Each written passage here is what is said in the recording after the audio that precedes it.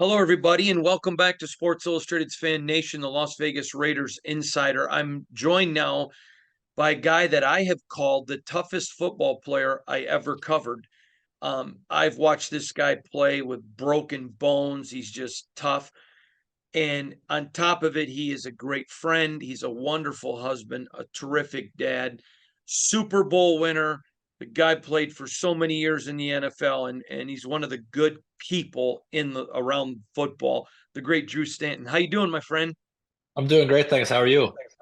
Good. It's always good to talk to you and catch up with Christian and the kids and just find out what's going on in your life. So much I want to talk to you about. You know this.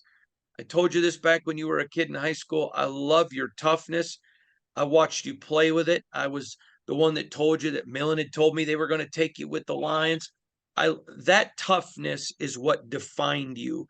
I think, obviously winning a Super Bowl was a great moment, but that toughness is missing in the game of football, I think. And when you get to the pros, you don't get here without being tough. Will you talk about that element of toughness, please, Drew? Yeah, well, I think it's something that's ingrained in you early on. It's also going through trials and tribulations and learning from them, being better off and seeing, okay, I got to the other side of this and I was able to persevere. So many kids are handed things in life, or they're worried about what their rival star rating is, or whatever that is. So I was fortunate. Again, I was lucky because I didn't have to grow up in a world with social media and all these other pressures that exist out there.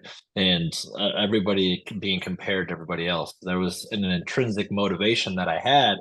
And what you call toughness, it was a physical toughness, it was a mental toughness, it was an emotional toughness where you had to have grit. And that was ingrained in me by my family values. That was ingrained in me where I went to high school. That was ingrained in me when I went to Michigan State. And as you talked about, right? Like I took being a football player and being a part of a team very serious. So when I stepped out on that field in any capacity, I knew that the 10 other guys were relying on me to put my best foot forward. And if I was going to expect the same out of them, I had to be willing to put everything on the line. And there is a selfish demeanor that exists not only in sports, but in our society today that I feel like people are really missing the boat on.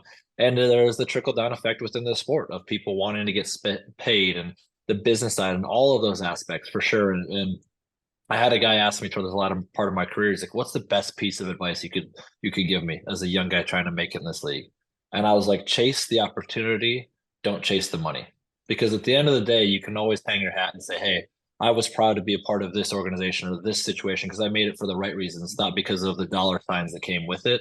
Because as soon as you sign on those dotted lines within an NFL organization, your rights are over. You are their property for the duration of that contract as long as they decide to employ you, and I learned that early on in my career in Detroit.